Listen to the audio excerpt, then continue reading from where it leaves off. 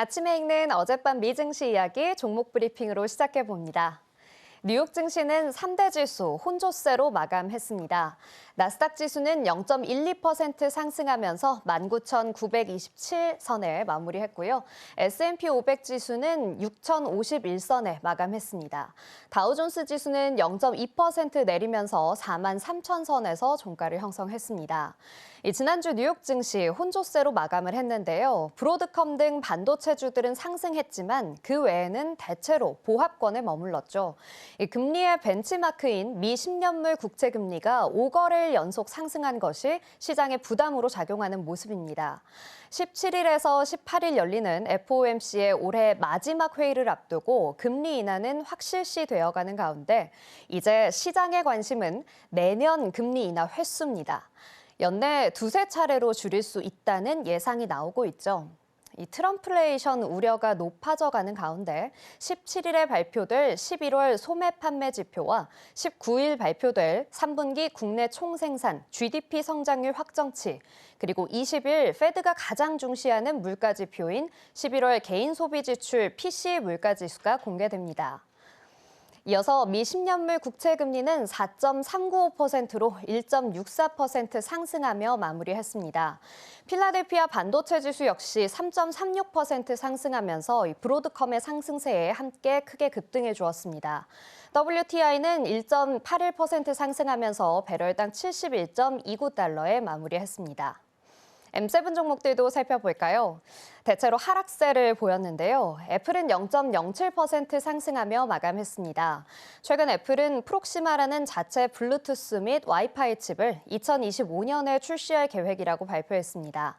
또 내후년에는 폴더블 아이폰과 노트북을 출시할 계획이라고도 밝혔죠.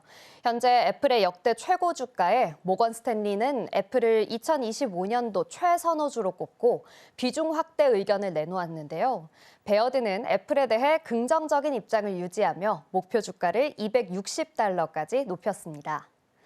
마이크로소프트는 0.51% 하락했습니다. 엔비디아를 밀어내고 시총 2위 자리를 차지했습니다. 엔비디아는 2.25% 하락하면서 134.25달러로 마무리했는데요. 무려 7거래일 연속 하락입니다. 이 브로드컴과 마이크로소프트의 기세에 눌리면서 시총 3위로 하락했습니다.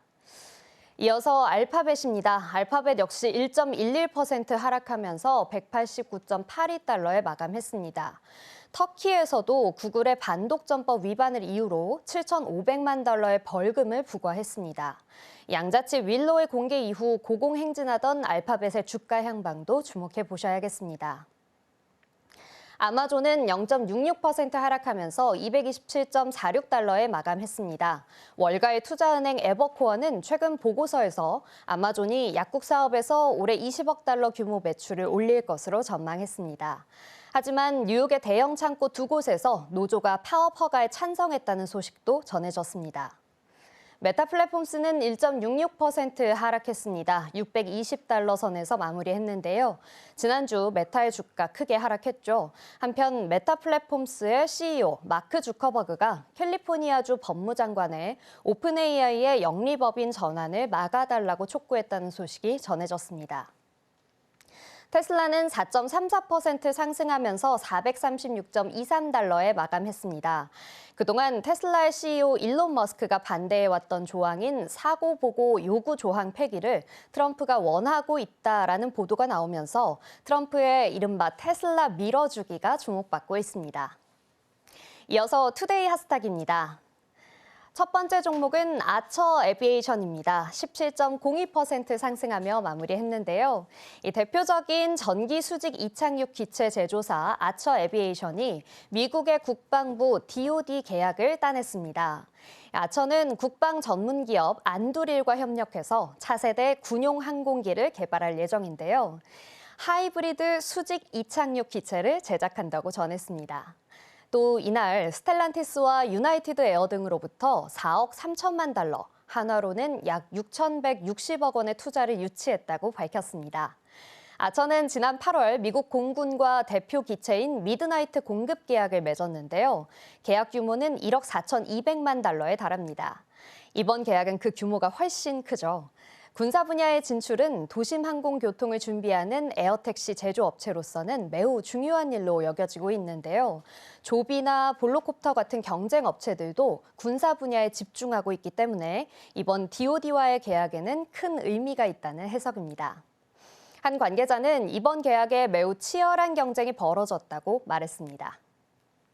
이어서 브로드컴입니다. 24.43% 상승하면서 굉장히 큰 급등세 보여줬는데요. 13일 처음으로 시총 1조 달러를 돌파했습니다. 미국 기업으로는 9번째, 반도체 기업으로는 엔비디아에 이어서 2번째로 1조 달러 클럽에 가입했습니다. 이날 브로드컴의 주가 폭등은 전날 분기 실적과 함께 발표한 인공지능 반도체 개발 계획 때문인데요. 이 브로드컴의 4분기 매출은 전년 동기 대비 51% 급증했고 순이익은 23% 늘었습니다. 그중에서도 AI 부문 연간 매출이 전년 대비 220% 늘어난 122억 달러로 집계됐습니다. 혹탄 브로드컴 CEO는 대형 클라우드 기업 3곳과 AI 반도체를 개발 중이라고 밝혔는데요. 그가 언급한 협력 대상은 구글과 메타, 그리고 틱톡을 운영하는 중국의 바이트댄스입니다. 검증된 기술력을 보유한 브로드컴이 오픈 AI나 애플뿐만 아니라 다양한 빅테크 기업들과 손을 잡았다는 소식이 전해지면서 기대감이 모아지고 있습니다. 마지막으로 아리스타 네트워크스입니다. 5.14% 상승했는데요. 강력한 3분기 호실적을 발표하게 되면서 당일 4% 상승해서 111달러 선에서 종가를 형성했습니다. 기록적인 가격으로 급등한 거죠. 이 회사는 네트워크 인프라 공급 업체인데요. 클라우드 컴퓨팅 및 AI 부문의 높은 수요에 힘입어서 전년 대비 28%의 매출 증가를 기록해 15억 1천만 달러를 달성했다고 보고했습니다. 순이익도 4억 7,770만 달러로 증가해서 분석가들의 기대치를 넘었습니다. 투자자들은 이 회사의 강력한 실적과 확대되는 시장 입지를 기술 부문의 지속적인 성장 지표로 보고 있습니다. 지금까지 아침에 읽는 미증시 종목별 이슈였고요. 저는 잠시 후 글로벌 이슈로 다시 찾아오겠습니다.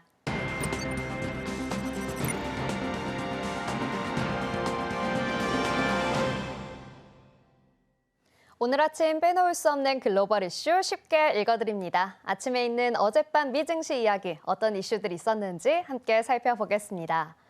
첫 번째 소식입니다. 도널드 트럼프 대통령 당선인이 관세 부과 계획을 완화하거나 변경하도록 기업들의 로비가 이어지고 있지만 그의 의지가 완강하다고 월스트리트 저널이 보도했습니다. 트럼프 1기 행정부 출신인 한 로비스트의 경우 트럼프가 하는 관세 정책에 대한 이야기를 액면 그대로 받아들여야 하며 트럼프가 참모들에게조차 미리 관세 정책에 관한 이야기를 하지 않는다고도 말했습니다. 트럼프는 주로 관세 정책에 대해 자신의 SNS인 트루스 소셜에 글을 올리는 방식으로 공개하고 있는데요. 참모들조차 미리 글을 올릴지 여부를 알지 못한다고 합니다. 트럼프 당선인은 지난달 25일 멕시코와 캐나다의 이주민과 마약이 미국으로 넘어오는 것을 막기 위해서 노력하지 않으면 25%의 관세를 부과하겠다고 밝혔죠. 또 지난달 30일에는 브라질, 러시아, 인도, 중국의 연합체인 브릭스가 달러 패권을 위협하면 100% 관세를 부과하겠다고도 경고했습니다. 최근 트럼프는 대중국 견제에 박차를 가하고 있는데요. 중국의 미국에 대한 경제 안보 위협 때문에 더욱더 강경한 입장을 취할 것이라고 보고 있습니다. 다음 소식입니다. 조 바이든 행정부는 중국이 제3국을 통한 반도체 우회 조달도 막기 위해 새로운 규제 도입을 준비하고 있다는 보도가 나왔습니다. 월스트리트 저널에 따르면 조 바이든 행정부가 이르면 이달 중 내놓을 새 규제 조치는 GPU 등 AI용 반도체의 양의 한도를 설정하는 것을 골자로 하는데요. 이 규제가 도입이 되더라도 미국의 가까운 동맹국들은 해당 규제에 적용을 받지 않지만 주로 중동과 동남아시아 국가에 적용될 전망입니다. 중국만을 콕 집어서 타깃으로 명기하는 규제는 아니지만 사실상 중국을 겨냥하게 된다고 월스트리트 저널은 진단했는데요. 일부 동남아 국가가 중국이 미국의 수출 통제를 피해가며 AI 반도체를 구입하도록 돕는 뒷문의 역할을 하고 있는 것으로 업계 관계자들은 보고 있다고 전했습니다. 일례로 엔비디아의 최신 AI 반도체를 중국 측에 판매하는 밀거래 업자들의 비공식 시장이 싱가포르와 같은 일부 국가에 형성돼 있다는 것이죠. 이 바이든 행정부는 중국과 전면적 디커플링은 하지 않는 대신 미국의 안보에 도전이 되는 반도체, AI, 양자 컴퓨팅 등 특정 분야에서 담장을 높게 세우는 위험 제거, 디리스킹을 표방해 오고 있습니다. 다음 소식입니다. 중동 지역의 메가딜 성사를 위한 도널드 트럼프 미국 대통령 당선인의 움직임이 빨라지고 있습니다.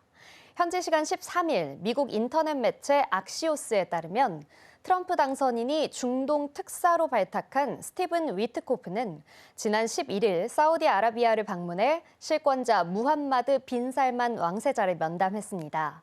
지난달 미국 대선 이후 트럼프 당선인 측 인사가 빈 살만 왕세자와 만난 것은 이번이 처음인데요. 중동 지역의 긴장 완화 및 평화체제 수립과 관련해서 사우디와 이스라엘의 국교 체결 문제에 대한 의견 교환이 이루어졌을 것이라는 분석이 있습니다. 사우디와 이스라엘의 외교관계 수립은 당초 조 바이든 행정부가 의욕적으로 추진한 사안인데요. 이 바이든 행정부는 중동 지역의 긴장 완화를 위해 사우디가 이스라엘과 수교하도록 독려했지만 사우디는 민간 분야 원자력 개발 허용 등 좀 까다로운 요구 조건을 내걸었습니다. 하지만 최근의 정세 변화로 협상의 불씨가 되살아났다는 분석이 이어졌는데요. 만약 이 중동 지역의 평화를 트럼프가 가져오게 된다면 노벨 평화상의 후보가 될 수 있다는 의견도 나왔습니다. 다음 소식입니다. 일론 머스크 테슬라 최고 경영자가 챗GPT 개발사 오픈 AI의 영리법인 전환을 중단해달라며 소송을 제기한 가운데 오픈 AI가 반격에 나섰습니다. 오픈 AI는 현지 시간 13일 자사의 블로그에 머스크는 오픈 AI의 영리 추구를 원했다는 제목의 글에서 머스크는 2017년 오픈 AI의 영리법인의 전환을 제안했고 영리법인을 실제로 만들었다고 주장했습니다. 이는 오픈AI 창립 멤버 중 한 명이었던 머스크가 2015년 오픈AI가 비영리 단체라고 인지해 투자했지만 이후 올트먼 등이 영리 활동을 하면서 자신을 조종하고 속였다며 소송을 제기한 데에 대한 반박인 것인데요. 머스크는 지난달 말에는 오픈AI의 영리법인 전환을 중단시켜달라고 요청하는 가처분 신청서를 법원에 제출하기도 했죠. 오픈AI는 머스크가 2015년 11월 오픈AI CEO 샘 올트먼에게 보낸 이메일 내용도 공개했습니다. 메일에서 머스크는 올트먼에게 오픈AI 구조는 최적이 아닌 것 같다. 비영리 조직과 병행하는 영리법인을 따로 설립하는 것이 낫겠다라고 적었습니다. 당시 논의는 진전을 이루지 못한 채 흘러갔죠. 한편 일론 머스크와 앙숙으로 여겨지던 메타의 CEO 마크 주커버그도 오픈AI의 영리법인 전환 중단을 지지한다는 소식이 전해지면서 귀추가 주목되고 있습니다. 다음 소식입니다. 도널드 트럼프 미국 대통령 당선인이 서머타임을 폐지해야 한다고 주장했습니다. 트럼프 당선인은 이날 자신의 소셜미디어 트루스 소셜에 올린 글에서 공화당은 서머타임을 없애기 위해 최선의 노력을 다할 것이라고 말했는데요. 트럼프는 서머타임이 불편하고 국가적으로도 비용이 많이 든다라고 지적했습니다. 서머타임 제도는 낮이 길어지는 여름철에 표준시를 1시간 앞당기는 제도죠. 이 제도는 낮 시간대를 활용해 에너지를 절약하고 경제 활동을 촉진하기 위한 것으로 미국에서는 애리조나와 하와이주를 제외한 전 지역에서 실시하고 있습니다. 하지만 매년 3월과 11월 두 차례 시간을 조정하는 번거로움과 사회적 비용, 수면 시간 변화에 따른 건강 문제 등을 이유로 존폐를 놓고 논란이 지속되어 왔습니다. 마지막 소식입니다.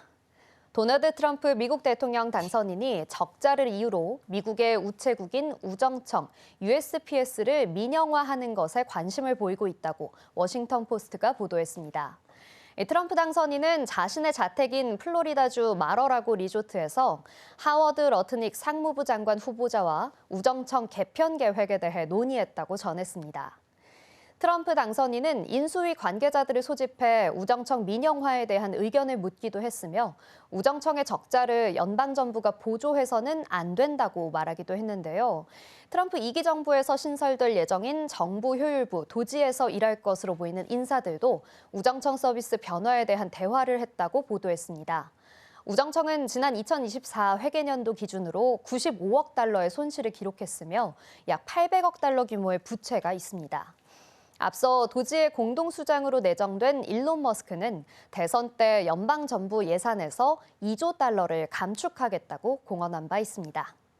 지금까지 아침에 읽는 어젯밤 미증시였습니다. 지금 바로 구독을 눌러보세요. 실시간 경제 뉴스, 투자 전문가들의 다양한 시황과 정확한 분석, 또 알찬 투자 정보까지 신뢰할 수 있는 저희 서울경제TV와 함께하세요.